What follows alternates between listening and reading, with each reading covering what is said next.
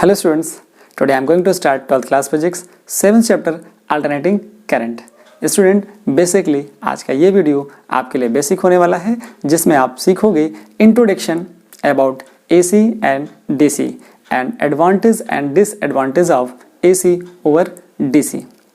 Before I start my class, thank you so much for love, positive comments and positive responses.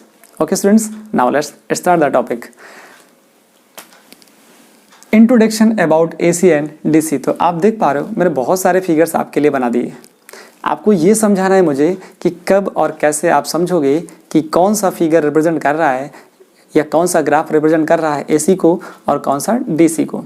तो इससे पहले definition देखते हैं, फिर आपको हम वन बाय वन एक एक फिगर को एक्सप्लेन करते हैं कि ऐसा क्यों होगा और कब आप समझोगे कि ये AC है और ये DC है. तो पहले हम AC की बात करते हैं. देखिए आप इस फिगर को देख रहे हो और इस फिगर को देखिए, तो दोनों में एक चीज़ का वेरिएशन है. आप देखोगे तो मैंने यहाँ लिखा 2 एम्पियर करंट. इसका मतलब 2 एम्पियर करंट सिर्फ जा रही है, स्ट्रेट है, कांस्टेंट करंट है. यहाँ पर देखोगे तो क्या आएगा, अगर मैं यहाँ पे ऐसा लिख देता हूँ कि ये हो सकता है करंट हो सकता है वोल्टेज हो. मैंने लिख दिया OP. क्लियर. ये जो वोल्टेज या करंट जा रहा है इसका एम्पलीट्यूड धीरे धीरे बढ़ रहा है, उसके बाद फिर मैक्सिमम हो जाता है, मैक्सिमम के बाद फिर जीरो आता है, फिर नेगेटिव हो रहा है. तो इसका मतलब है कि ये जो साइकिल है पॉजिटिव है, ये नेगेटिव है, ये पॉजिटिव है और ये नेगेटिव है. लेकिन यहाँ पे क्या देख रहे हो आप, कांस्टेंट एम्पलीट्यूड का करंट है या कांस्टेंट एम्पलीट्यूड का वोल्टेज है, बट ये तो अभी करंट ही है. अगर मैं लिख देता V = 2 वोल्ट तो ये 2 वोल्ट को शो कर देता. ठीक है. अब क्या हुआ कि मुझे इसको डिफाइन करना है. अब अल्टरनेटिंग करंट को डिफाइन कैसे करना है वो जरा देखिए. अब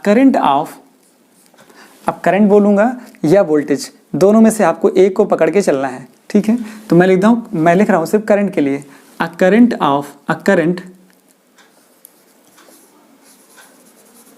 whose magnitude changes continuously.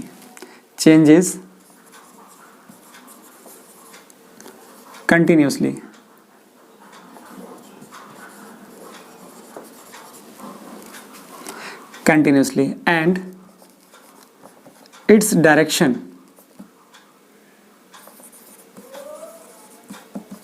क्या समझना है आपको. आपने देखा कि a current whose magnitude changes continuously. एक बात कि मैग्नीट्यूड चेंज होना चाहिए continuously and its direction changes periodically. अगर ये दो चीज़ें हो रही हैं, कोई भी करंट है या वोल्टेज है वो कंटिन्यूसली क्या कर रहा है, उसका मैग्नीट्यूड चेंज हो रहा है. हो सकता है कि मैग्नीट्यूड चेंज ना हो सकता है चेंज हो, बट डायरेक्शन अगर चेंज हो रही है तो डेफिनेटली मानिए कि वो AC ही है. ये मैं आपको फील कराता हूँ. देखिए ये आपने लिखा डायरेक्शन चेंजेस पीरियोडिकली. ये वर्ड नोट कर लीजिए. Magnitude may be change, magnitude may not B change. Clear. Magnitude नहीं चेंज होगा तो कोई बात नहीं, बट डायरेक्शन चेंज होनी चाहिए. ये आपको दिमाग में अपने रख लेना है. कैसे, इस फिगर को देखिए जरा. इस फिगर में क्या हो रहा है, मैग्नीट्यूड चेंज हो रहा है, 0 से लेकर के मैक्सिमम तक गया. क्लियर. उसके बाद फिर यहाँ तक आया, 0 पे आया, फिर इसकी डायरेक्शन चेंज हो गई. मतलब पॉजिटिव नेगेटिव साइकिल बन रही है, चेंज हो रही है. इसका मतलब क्या हो रहा है कि अगर करंट या वोल्टेज का मैग्नीट्यूड चेंज हो रहा हो कंटिन्यूसली और डायरेक्शन चेंज हो रही हो, कैसी, पीरियोडिकली का मतलब होता है कि after regular interval of time. ये चीज़ जो है वो एक रेगुलर इंटरवल के बाद रिपीट होनी चाहिए. ठीक है. तो ये होता है पीरियोडिक. अगर रेगुलर इंटरवल ऑफ टाइम के बाद वो चीज़ रिपीट नहीं हो रही तो इसका मतलब वो पीरियोडिक नहीं है. ऐसा भी ग्राफ है, आप देख रहे हैं. इनमें से एक ग्राफ आपको ऐसा मिलेगा. एक तो ऐसा मैंने दिखा दिया कि ये पीरियोडिक है, एक रेगुलर इंटरवल के टाइम के बाद इसका रिपीटेशन हो रहा है और डायरेक्शन भी चेंज हो रही, मैग्नीट्यूड भी चेंज हो रहा है. तो आप समझ गए कि ये AC को शो कर रहा है. कौन सा शो कर रहा है, ये AC को शो कर रहा है, ये AC ग्राफ को है. और ये जो ग्राफ है ये सिनोसाइडल फॉर्म है। ऐसा ये अल्टरनेटिंग करंट या वोल्टेज का यहाँ लिख सकते थे, अब voltage whose magnitude changes continuously, correct, and its direction changes periodically, and it direction changes periodically, उसको बोलोगे क्या आप, उसको बोल देते हैं अल्टरनेटिंग वोल्टेज। तो यहाँ क्या बोलोगे, a current whose magnitude changes continuously and it direction changes periodically called, क्या बोलोगे इसको, called AC means alternating current. इसको आपने अल्टरनेटिंग करंट बोल दिया, वोल्टेज होता तो वोल्टेज बोल देते। अच्छा, आप ये देखिए, ये वाला जो आपका फॉर्म है ये अल्टरनेटिंग करंट के लिए या वोल्टेज के लिए कौन सा फॉर्म है, ये है सिनोसाइडल, ये सिनोसाइडल फॉर्म है। अब जरा इसकी बात करिए, देखिए यहाँ पर क्या हो रहा है, जो करंट का मैग्नीट्यूड है ये I है या तो फिर V है, करेक्ट, यहाँ 0, यहाँ या तो I है या V है, यहाँ I है या तो V है, ये I है तो V है, ये 0 को शो कर रहा है। आप डेफिनेशन के दोनों वर्ड्स को आप अपने माइंड में स्टोर करिए और इन ग्राफ के बारे में सोचिए। जब देखिए यहाँ पर मैग्नीट्यूड चेंज हो रहा है कंटिन्यूसली, ठीक है, मैक्सिमम हुआ, मैक्सिमम से 0 हुआ, means 0 to maximum, maximum to 0, फिर डायरेक्शन चेंज हो गई, मतलब क्या हो गया, पीरियोडिक हो गया, ये पीरियोडिक हो गया, मतलब डायरेक्शन भी चेंज है, मैग्नीट्यूड भी चेंज है, तो ये AC को रिप्रेजेंट करता है और ये होता है कौन सा फॉर्म, ये होता है ट्रायंगुलर फॉर्म। कौन सा, ट्रायंगुलर, ये ट्रायंगुलर फॉर्म होता है, ये सिनोसाइडल फॉर्म होता है, ये ट्रायंगुलर फॉर्म हो जाता है।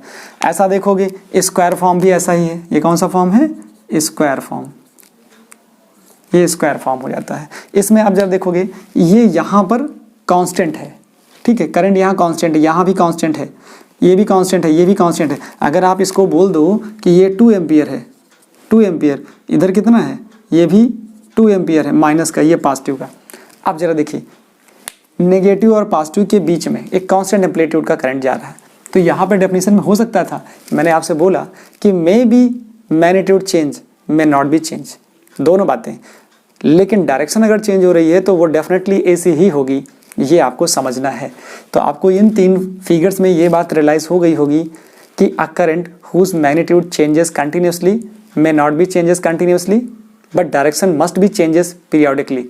पीरियोडिकली वर्ड आपके लिए बहुत हेल्पफुल है, जो डिसाइड करेगा किसी भी ग्राफ में कि वो पीरियोडिक है कि नहीं है। ऐसा ही एक फिगर देखिए यहाँ पे है, ये इस फिगर को देख रहे हो, तो इस फिगर को देखते हुए पता चल गया होगा आपको कि ये पीरियोडिक नहीं है, मैग्नीट्यूड चेंज हो रहा है, डायरेक्शन भी चेंज हो रही है, बट क्या डायरेक्शन पीरियोडिक है, बिल्कुल नहीं। इसका एम्पलीट्यूड ज़्यादा, फिर कम हो रहा, और कम हो रहा, और कम हो रहा, और कम हो रहा, और कम हो रहा, बाद में ख़त्म हो रहा। अगर ऐसा हो रहा है तो वो कभी करंट या वो वोल्टेज कभी भी AC नहीं हो सकता। तो AC की जो टर्म और कंडीशंस हैं वो जो होल्ड होंगी किसी भी ग्राफ में, किसी भी करंट के लिए, किसी भी वोल्टेज के लिए, तभी उसको हम बोलेंगे अल्टरनेटिंग वोल्टेज है, अल्टरनेटिंग करंट है। तो यहाँ तक आपको बात समझ में आ गई। देखिए ये भी ट्रायंगुलर फॉर्म ही है, बस इसका रोटेशन है थोड़ा सा, आप देख पा रहे हो। ये यहाँ तक क्या है, कांस्टेंट एम्पलीट्यूड का करंट है, यहाँ पे, यहाँ भी कांस्टेंट एम्पलीट्यूड है, क्लियर। लेकिन क्या हो रहा है, 0 से मैक्सिमम, मैक्सिमम से 0 के बीच में ये कन्वर्जन हो रहा है और एक रेगुलर इंटरवल ऑफ टाइम के बाद रिपीट भी हो रहा है ग्राफ, तो इसका मतलब ये भी AC हो गया। अच्छा, आज इसके बाद बात करिए, ये सारे के सारे AC हैं, ये भी AC, ये भी AC, तो ये जो लाइन मैंने बना दी ये सारे के सारे AC ग्राफ को रिप्रेजेंट कर रहे हैं। यहाँ देखिए जरा, ये मिक्स्ड का फॉर्म है, इसमें मिक्स्ड है, कैसे, देखिए यहाँ से यहाँ गया, ये वेरिएबल आ गया, ये वेरिएबल है, यहाँ जो वेरिएशन है वो लिटिल बिट है, बहुत थोड़ा थोड़ा है, ठीक है, यहाँ लिटिल बिट वेरिएशन है, यहाँ को ज़्यादा वेरिएशन दिख रहा था, तो ऐसा समझ पा रहे हैं आप। तो ये चीज़ भी AC को रिप्रेजेंट कर रही, क्योंकि ये चीज़ एक, ये जो ग्राफ है ये पॉजिटिव साइकिल, ये पॉजिटिव, ये नेगेटिव, ये पॉजिटिव, एक डेफिनेट इंटरवल ऑफ टाइम के बाद रिपीट हो रही है। वैसे यहाँ पे था पॉजिटिव, ये negative, positive, negative, positive, negative, ऐसा ये चल रहा है ग्राफ, तो साइकिल भी रिपीट हो रही है, मतलब पॉजिटिव नेगेटिव दोनों हाफ साइकिल मिल रही हैं आपको। अब यहाँ जरा देखिए, यहाँ से क्या देखोगे आप, यहाँ से आपको डेफिनेशन चाहिए, ठीक है, लेकिन हम इस पे DC पे जाएं उससे पहले ये समझ लेते हैं कि AC की इक्वेशन क्या होती है। पहले तो आपको AC के बारे में समझ में आ गया कि AC की डेफिनेशन क्या लिखोगे आप। AC की डेफिनेशन लिखोगे a current whose magnitude changes continuously and it direction changes periodically, ये आपको लिखना है। तो ये AC हो जाएगा। अब वोल्टेज होगा तो वोल्टेज वर्ड यूज़ कर लोगे, आपका वोल्टेज निकल आएगा, अल्टरनेटिंग वोल्टेज हो जाएगा। अब मैं बात करता हूँ आपसे कि what is the equation for alternating current. देखिए अल्टरनेटिंग करंट की इक्वेशन क्या होगी, इस ग्राफ को देखिए आप यहाँ देख रहे हो। तो ये जो करंट है ये अगर मैं करंट की बात करूँ तो ये मैक्सिमम करंट है। कितनी? मैक्सिमम करंट, इसको बोलते हैं हम I0 प्लस I0। नीचे का होगा तो क्या आएगा? ये आएगा माइनस I0। इसको हम क्या बोलते हैं, हमने क्या लिखा कि जो ये करंट होती है, करंट की इक्वेशन ऑफ करंट मैं लिखने जा रहा हूँ। देखिए equation of alternating current can be written as, आप समझिए हम किस को लिख सकते हैं इक्वेशन ऑफ करंट में, किसको लिख सकते हैं, मतलब कि कौन सा फंक्शन पीरियोडिक होता है। तो आपको पीरियोडिसिटी आनी चाहिए कि पीरियोडिक फंक्शन कौन कौन से होते हैं। लेकिन आप एक फंक्शन ऐसा है जिससे बहुत ज़्यादा अवेयर हैं, वो है sine function. Okay, cos function भी होता है, साइन और कॉस को मिला देंगे तो वो भी एक अल्टरनेटिंग करंट के लिए डिफाइन है। ओके, मैं तीनों लिख देता हूँ, जरा देखिए। पहला क्या हो गया, I is equal to I0 sine omega t. Clear? एक तो ये हो जाता है क्योंकि साइन फंक्शन क्या होता है, पीरियोडिक फंक्शन होता है। जो पीरियोडिक फंक्शन है तो उस पीरियोडिक फंक्शन को हम करंट के लिए यूज़ कर सकते हैं। ऐसा ही कॉस फंक्शन भी होता है, I is equal to I0 cos omega t, ये भी पीरियोडिक होता है, कॉस फंक्शन भी पीरियोडिक होता है। अगर मैं इन दोनों को मिला के लिख दूँ तो ऐसा भी आ जाएगा, I is equal to I1 sine omega t plus I2 cos omega t. ये क्या हो जाएगा, ये लीनियर कॉम्बिनेशन ऑफ फंक्शन है। कौन सा? Sign function and cos function. तो यहाँ हम लिख सकते थे कि it is the linear combination of sine function and cos function. तो ये भी अल्टरनेटिंग करंट को शो करता है, ये भी शो करता है, ये भी शो करता है, लेकिन आप ज़्यादा अवेयर इससे हो। तो जरा देखिए इसमें क्या क्या इंफॉर्मेशन दी जा रही है। तो यहाँ इस फॉर्मूले में आपको दिया जा रहा है कि I0 क्या है। I0 is what? I0 क्या है? ये है maximum value of current, maximum value of current है, maximum value of alternating current है, ऐसा लिख देता हूँ मैं AC। ओके, दूसरा क्या है, इसी को हम पीक वैल्यू भी बोलते हैं। क्या बोलते हैं? पीक वैल्यू, इसी को हम पीक वैल्यू बोलते हैं। और इसी को हम बोल सकते हैं I0। दो मैक्सिमम वैल्यू तो चल जाएगा, आपका मैक्सिमम वैल्यू भी रहेगा, पीक वैल्यू भी आप समझ गए कि ये हमारे पास पीक वैल्यू होती, इतनी वैल्यू हमारे पास पीक है। फिर उसके बाद जरा देखिए कि यहाँ पर एक वर्ड आ रहा है क्या, ये omega. Omega is what? Omega is angular frequency. Omega क्या होती है? Angular frequency. Angular frequency, angular frequency क्या है? एंगुलर फ्रीक्वेंसी का फॉर्मूला होता है omega equal to 2 pi upon t. Omega equal to 2 pi upon t. इस फॉर्मूले में टी क्या होता है? टी होता है टाइम पीरियड। क्या होता है?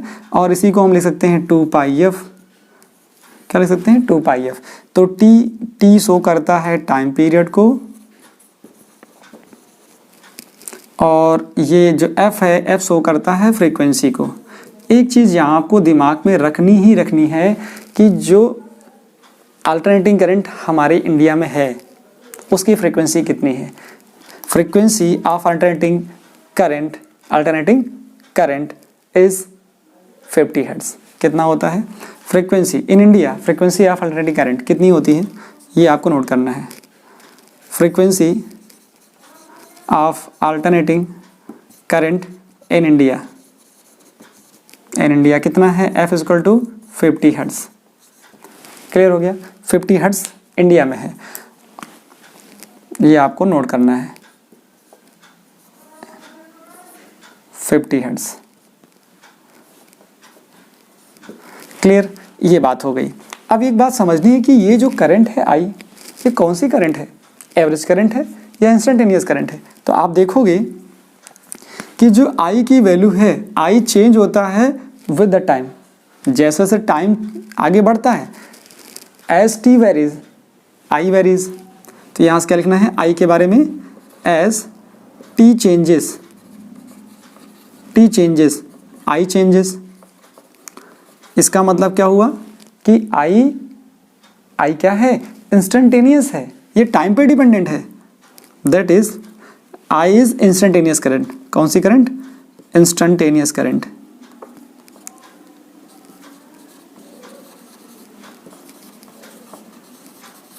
ये आपको मालूम हो गया, इतनी सारी इंफॉर्मेशन आपके पास मिल जाती हैं। आप एक बार से चेक कर सकते हो कि कौन कौन सी इंफॉर्मेशन आपको मिल चुकी है।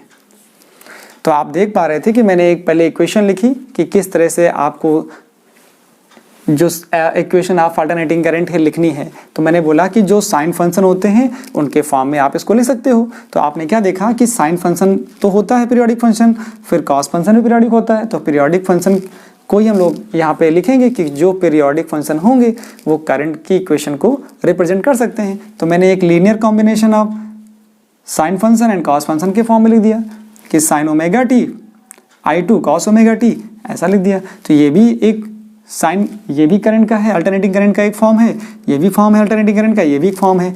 एक कहीं कहीं आपको ऐसा भी मिलेगा कि लिखा रहता है एम्पलीट्यूड ऑफ अल्टरनेटिंग करंट। तो एम्पलीट्यूड को भी लिख सकते हो कि मैक्सिमम वैल्यू ऑफ करंट वही है, पीक वैल्यू भी हो जाती है, या फिर एम्पलीट्यूड ऑफ अल्टरनेटिंग करंट, इसी को एम्पलीट्यूड भी बोल देते हो। क्या बोल देते हो, एम्पलीट्यूड। तो मतलब यहाँ से एक ये बोल सकते हो, ये बोल सकते हो, और एक ऐसा लिख सकते हो एम्पलीट्यूड ऑफ अल्टरनेटिंग करंट, तो ये भी बोल सकते हो। तो आपके पास ये तीन चीज़ें हो गई जिनमें से आई नॉट को क्या क्या कहते हो। तो ये सारी चीज़ें मिली आपको। टी क्या होता है, आई क्या होता है, इंस्टेंटेनियस होता है, ओमेगा क्या होती है, एंगुलर फ्रीक्वेंसी होती है। हमारे इंडिया में जो अल्टरनेटिंग करंट है उसकी फ्रीक्वेंसी कितनी है, 50 हर्ट्ज है।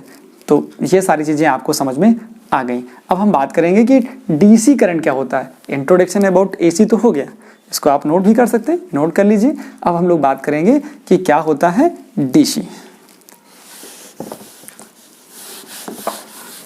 डीसी करंट तो पहले डिफाइन करेंगे कि व्हाट इज डीसी। डीसी में भी ये कंडीशन रहेगी कि उसका मैग्नीट्यूड हो सकता है चेंज हो सकता है चेंज ना हो।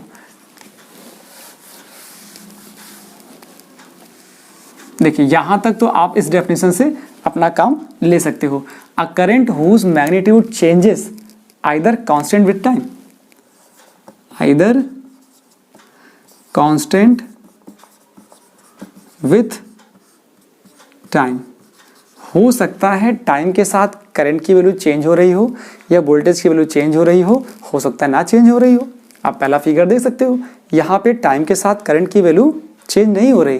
तो मैंने क्या लिखा, a current whose magnitude changes continuously either constant with time but direction remain same, but direction remain same। मतलब या तो पॉजिटिव पॉजिटिव साइकिल होगी या फिर नेगेटिव नेगेटिव होगी, बट ऐसा नहीं, कुछ और भी हो सकता है, वो आपके पास इंफॉर्मेशन पहुंचनी चाहिए। But direction remain same either direction remain periodics. अभी क्या लिखा था एसी में, वहां पे आपने लिखा कि जो मैग्नीट्यूड है वो तो कंटिन्यूसली चेंज हो रहा, but direction changes periodically. But यहाँ क्या लिखोगे, direction doesn't changes periodically, either direction doesn't changes periodically. ये बात बहुत इंपॉर्टेंट है। आप देखोगे कि ये रेयरली आपको मिलेगा, either direction does not changes periodically. But अगर ऐसा मिला तो आप क्या लिखोगे उसको, क्योंकि ये इन्फॉर्मेशन तो आपके पास हो चुकी कलेक्ट कि मैग्नीट्यूड चेंज हो रहा हो कंटिन्यूसली, डायरेक्शन चेंज हो रही हो कंटिन्यूसली लेकिन पीरियोडिकली, तब होता है एसी। अगर पीरियोडिकली ना हो तो क्या बोलोगे आप उसे, है ना बात। जब डायरेक्शन पीरियोडिकली नहीं होगी तो एसी है नहीं तो होना पड़ेगा उसको डीसी। तो क्या देख रहे हो आप इस फिगर में, यहाँ पे चाहे आई हो चाहे वी हो, चाहे आई हो चाहे वी, चाहे आई चाहे वी, लेकिन आई के लिए मैं लिख रहा हूँ अभी, क्लियर, आई के लिए लिख रहा हूँ। तो यहाँ पे भी आई या वी या आई वी ले सकते हो, आई वी आप ले सकते हो। तो ये जो डेफिनेशन है, इस जगह पे आप वोल्टेज लिख दोगे तो क्या होगा, अगर आप वोल्टेज लिखते ही तो आप voltage whose magnitude changes continuously either constant with time but direction remain same, either direction does not changes periodically. दोनों बातें हैं, आइदर लिखिए और लिखिए, आपको फीलिंग समझ में आनी चाहिए। जो एसी के साथ हो रहा था अगर वो किसी और सर्किट में ना हो रहा हो तो उसको आप बोलोगे ना डीसी। तो मैंने डीसी के लिए एक डेफिनेशन डिजाइन कर ली कि हाँ ऐसा होगा डीसी में भी। तो क्या आया, जरा देखिए, यहाँ पर आप समझ गए कि ये इसकी जो करंट की वैल्यू है वो टाइम के साथ चेंज नहीं हो रही, तो डीसी, ठीक है। यहाँ पे जो करंट की वैल्यू है या वोल्टेज की वैल्यू है वो लिटिल बिट वेरिएबल है, लिटिल बिट वेरिएबल है। तो लेकिन डायरेक्शन तो चेंज नहीं हुई, डायरेक्शन तो चेंज हुई नहीं, ये तो पॉजिटिव पॉजिटिव पॉजिटिव है, नेगेटिव में गया ही नहीं।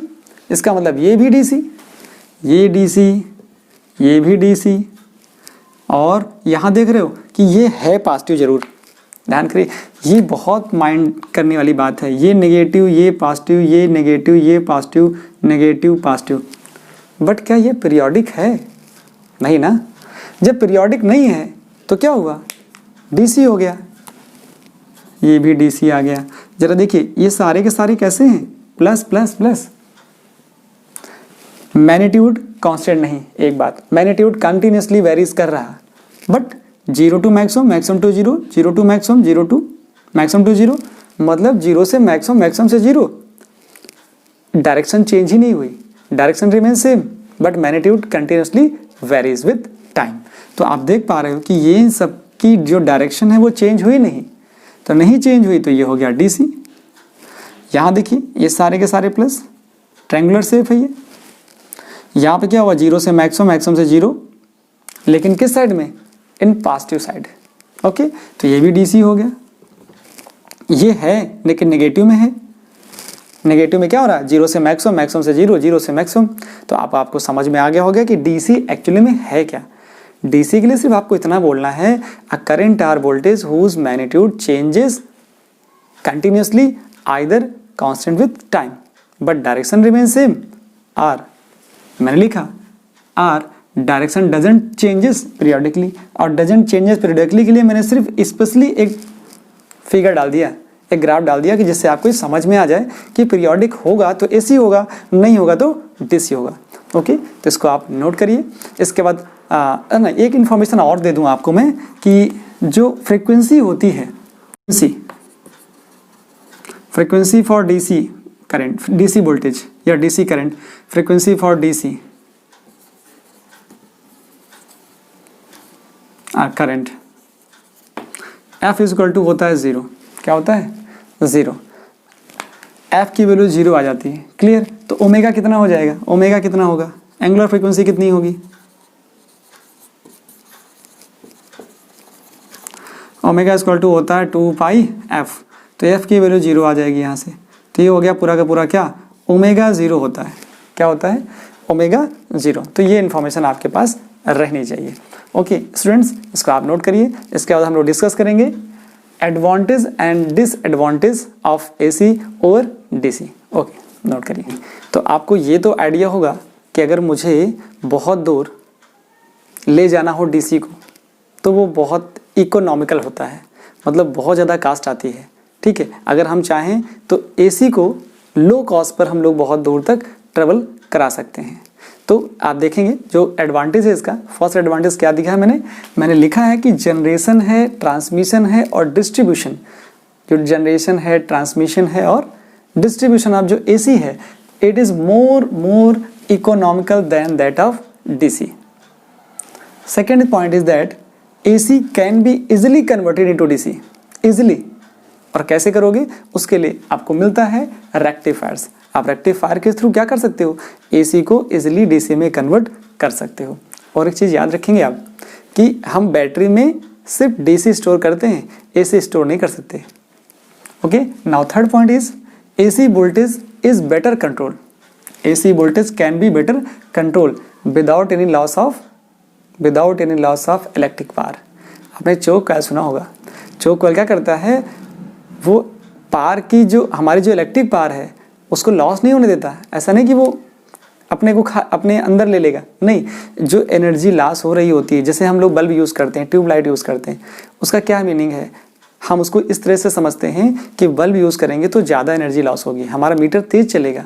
लेकिन अगर हम CFL यूज़ करेंगे, ट्यूबलाइट्स यूज़ करेंगे, तो जितने में एक बल्ब जल रहा है उतने में हम 3 CFL यूज़ कर लेंगे। तो मतलब क्या हुआ कि ये जो सारे डिवाइसेस हैं उसमें लगा हुआ है चोक कॉइल, ऐसे डिवाइसेस लगी हैं जो AC को बेटर कंट्रोल कर रही हैं। तो इस तरह से आपने 3 पॉइंट आसानी से समझ लिए। हम बात करते हैं 4 की। 4 क्या कर रहा है, जो AC है, AC can be step up और डाउन इजिली।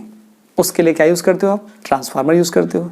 कि आपको ज़्यादा वोल्टेज चाहिए, ट्रांसफार्मर यूज़ कर लिया। आप देखते हो कि गांव में कुछ जो मशीनें चलती हैं जहाँ चक्की लगी होती है, या फिर जो फैक्ट्रियाँ होती हैं, ठीक है, फैक्ट्री कोई भी छोटी बड़ी हो सकती है, उसको ज़्यादा वोल्टेज चाहिए, तो क्या होता है कि वो उनकी फैक्ट्री के बाहर एक ट्रांसफार्मर रखवाते हैं ताकि जो सप्लाई चाहिए वो इजीली उनको मिलती रहे। ओके, अब हम बात करते हैं नेक्स्ट पॉइंट की। देखिए कि AC कैन बी ट्रांसमिटेड, बहुत इंपॉर्टेंट पॉइंट है, बहुत ज़्यादा इंपॉर्टेंट पॉइंट है कि जो AC है अगर मुझे ओवर अ लॉन्ग डिस्टेंस ले जाना है तो without any loss of energy हम उसको ले जा सकते हैं, बट DC को नहीं ले जा सकते। अगर आप सोचो कि आपको 10 किलोमीटर दूर यहाँ बैटरी लगा दीजिए और उससे वायर लेके जाइए, तो 10 किलोमीटर दूर अगर बल्ब जलाएंगे तो बल्ब जलेगा नहीं, सारी एनर्जी उस वायर में DC अपनी लॉस कर देगा।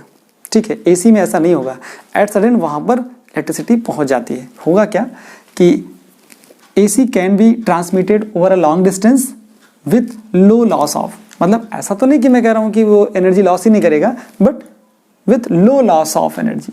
बस जो एनर्जी का लॉस है वो क्या होगा, बहुत कम होगा क्योंकि वायर हैं तो कुछ ना कुछ उनका रेजिस्टेंस होगा, लॉस होना है। बट AC जो मशीन्स होती हैं वो आप देखोगे बहुत यूज़फुल होती हैं और इजी टू यूज़ होती हैं, स्मॉल इन साइज़ भी होती हैं। तो मैंने लिखा हुआ है कि AC machines are small in size और की जो लाइफ होती है having long life and easy to use, बहुत आसानी से उनको आप यूज़ भी कर लेते हो। तो ये सारे एडवांटेज थे, और भी बहुत सारे एडवांटेज होंगे, मैं यहाँ नहीं लिख पा रहा हूँ कि मतलब बहुत ज़्यादा वीडियो को मैं बड़ा भी नहीं करना चाह रहा, जिससे इजीली आपको समझ में आ जाए। ओके, डिसएडवांटेज की बात करता हूँ। सबसे बड़ा तो इसका एक ही फैक्टर है, AC जितना हमारे लिए यूज़फुल है उतना डेंजरस भी है, उतना ही डेंजरस है। अगर शॉक लगा होगा आपको तो ये फील ज़रूर आया होगा। देखिए जो AC है वो क्या करती है, वो अट्रैक्ट करती है बॉडी को हमारी। जो DC है वो क्या करती है, रिपेल करती है। मैंने एक पॉइंट लिखा हुआ, देखिए जहाँ पे सेकंड पॉइंट, जो AC है अट्रैक्ट द पर्सन। जो AC का शॉक होता है वो क्या करता है, वो अट्रैक्ट करता है। क्यों? क्योंकि इसमें पॉजिटिव नेगेटिव दोनों फेज होते हैं, मतलब दोनों साइकिल्स होती हैं। ठीक है, दूसरा क्या है, जो DC है उसमें केवल पॉजिटिव होता है, तो वो क्या करता है, सिर्फ रिपेल करता है। ठीक है, लेकिन शॉक DC का भी कम नहीं होता है। बट एक पॉइंट मैंने लिखा हुआ है, मोर डेंजरस 220 वोल्ट AC और 220 वोल्ट DC। तो ये क्वेश्चन आपको बहुत अच्छे से समझ में तब आएगा जब आपका कंसेप्ट एवरेज वेलोसिटी, ओके, और RMS वैल्यू ऑफ करंट, अगर ये दोनों चीज़ें समझ में आती हैं कि करंट दो तरह से होता है, एक होता है RMS वैल्यू ऑफ करंट, एक होता है एवरेज वैल्यू ऑफ करंट। तो कौन सी करंट है जो हमारे घरों में आ रही है, अगर आपको ये अच्छे से फील हो रहा है तो इसका आंसर आपको मतलब आपके हाथ में ही है, आपके पास है, सिर्फ आपको बोलना सीखना है। क्या कि हमारे घर में जो करंट आता है, जो वोल्टेज आता है, वो RMS वोल्टेज होता है या फिर RMS करंट होता है।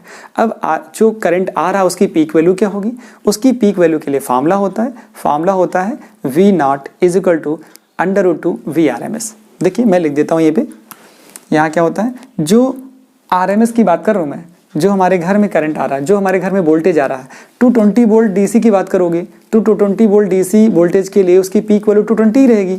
मतलब DC के लिए, इसके लिए V0 की वैल्यू तो 220 वोल्ट ही रहेगी। बट AC के लिए क्या करोगे आप, AC के लिए आप बात करोगे तो V0 = आएगा √2 टाइम्स ऑफ VRMS, और VRMS कितना है, 220 वोल्ट है। तो 220 वोल्ट को जब आप इससे मल्टीप्लाई करोगे यहाँ पे √2 को 1.41 इंटू 220 तो आपको मिल जाता है 311 वोल्ट। ये बताता है कि सेम वोल्टेज पर, सेम वोल्टेज है एसी का, सेम वोल्टेज है डीसी का, but AC is more dangerous, more dangerous. जिनको लग जाता है वो चाहते हैं कि कभी मुझे टच ना हो, ठीक है। ऐसा तो आपने बहुत सारी मूवी में देखा होगा, ठीक है। कभी विलेन टच करता है तो वो नहीं छूट पाता, लेकिन हीरो टच करता है तो छूट जाता है, समझते हैं। उसको डीसी लगा होगा तभी उसने छटके छोड़ दिया होगा, लेकिन विलन को नहीं छोड़ा, विलन छूटता ही नहीं। इसका मतलब उसको क्या लगा है, उसको एसी ही लगा होगा। ये सब चीज़ें तो जानबूझ के कराई जाती हैं। तो समझ में आ रहा होगा आपको कि जो छोड़े ना वो एसी, जो छोड़ देगी एसी, लेकिन एक कंडीशन है, सब कुछ खत्म होने के बाद ही छोड़ेगी। अब क्या हुआ, ज़्यादा नेक्स्ट पॉइंट देखिए, बात करते हैं। एक तो समझ में आया कि मोर डेंजरस होती है। मोर डेंजरस क्या होती है, यहाँ से 1 मार्क्स का क्वेश्चन बनता है आपका। More dangerous 220 volt AC or 220 volt DC. तो आपको आंसर समझ में आया, और ये बहुत अच्छे से समझ में आपको और आगे भी आएगा जब आरएमएस वैल्यू और एवरेज वैल्यू ऑफ करंट आपको क्लियर हो जाएगा। हम बात करते हैं थर्ड पॉइंट की। थर्ड पॉइंट क्या कहता है कि जो एसी है वो यूज़ नहीं होता है, इलेक्ट्रोप्लेटिंग वगैरह जो इलेक्ट्रोलिसिस प्रोसेस होते हैं उसमें सिर्फ और सिर्फ डीसी ही यूज़ होता है, करेक्ट। एक पॉइंट और मैं बात करता हूँ, जो एसी है, एसी वायर, जो एसी वायर होते हैं, आपको क्या लगता है स्किन इफेक्ट होता है जब आप टच करते हो एसी को, तो जो एसी करंट जाता है वो सरफेस पे होता है, ठीक है। बहुत सारी वायर्स, कभी भी जो करंट एसी के लिए हम लोग वायर यूज़ करते हैं वो एक सिंगल वायर नहीं होता है कि एक मोटा सा वायर ले लिया, उसमें कई वायर्स होते हैं, उनको रोल करके वायर बनाते हैं, उनके थ्रू हम एसी को पास कराते हैं, ठीक है। अब जो करंट है, एसी जो होता है वो सरफेस पे होता है, डीसी क्या होता है, through out the cross section होता है। समझ बात आ रही है मेरी? मैं कह रहा हूँ कि जो डीसी करंट है वो throughout the cross section होता है वायर पे, लेकिन जो एसी है वो केवल सरफेस पे होता है। ये यूनिफॉर्मली डिस्ट्रीब्यूट नहीं होता है, मैंने लिखा है uniformly distributed through it's cross section, आगे लिखा है नॉट। मीन्स क्या कि जो एसी होता है in a wire is not uniformly distributed throughout its cross section, throughout its cross section, but DC जो होता है वो throughout the cross section ही डिस्ट्रीब्यूट होता है। आई होप स्टूडेंट आपको ये सारी चीज़ें एडवांटेज डिसएडवांटेज अच्छे से समझ में आई होंगी। एक चीज़ मैं और आपको बता दूं कि अगर कहीं सिंबल आपको लिखना हो एसी और डीसी का तो क्या लिखोगे? सिंबल की बात कर रहा हूं मैं।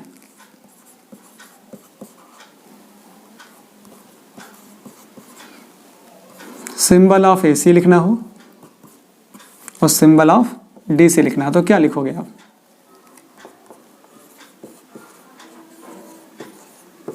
देखिए एसी और डीसी में समझने के लिए आप पूरी बात, जब पूरे लेक्चर को आपने देखा और देखने के बाद ये समझे कि जो डीसी है उसमें तो करंट का फ्लो एग्जैक्ट एक डायरेक्शन में ही हो रहा होगा, तो उसको तो आप ऐसा लिख सकते हो कि प्लस माइनस ऐसा है, ठीक है। ये हमारा डीसी सोर्स हो जाता है, डीसी सोर्स के लिए सिंबल हो जाता है। बट ऐसा नहीं करना, मैं ऐसा कर दे रहा हूँ, ऐसा नहीं करना, आपको सिर्फ ऐसा बनाना है, सिर्फ ऐसा, एक प्लस होगा एक माइनस, ये डीसी के लिए हो जाएगा। क्योंकि अभी तक जितनी भी आपने पढ़ाई करी, स्टार्टिंग का जो भी चैप्टर आपने 6 तक पढ़े, वहाँ सब क्या था, सब 5 तक तो आप समझ रहे थे, किरचॉफ लॉ तक सब डीसी ही पढ़ा आपने। अब आप समझ रहे हो कि एसी क्या होता है, ठीक है। यहाँ देखिए जरा सा, और ऐसे ही साइन आप बनाते थे, कभी गलती से भी आपने ऐसा साइन नहीं यूज बनाया था, ऐसा साइन किसका होता है? ये होता है एसी सोर्स का। अब हम इसमें प्लस माइनस नहीं दिखा सकते। प्लस माइनस क्यों नहीं दिखा सकते? क्योंकि करंट क्या होता है, करंट फेज चेंज करके चलता है, मतलब पहले प्लस है फिर माइनस है फिर प्लस है फिर माइनस है। 1 सेकंड में करंट 50 टाइम्स अपने डायरेक्शन को चेंज कर पा रहा है, क्योंकि आपने देखा ना frequency of alternating current in India कितना है, F = 50 hertz. I hope students आपको वीडियो अच्छा लगा होगा। वीडियो अच्छा लग रहा है तो चैनल को सब्सक्राइब भी करिए अगर चैनल पर नए हैं, और वीडियो को लाइक करिए, कमेंट कीजिए। Thank you so much.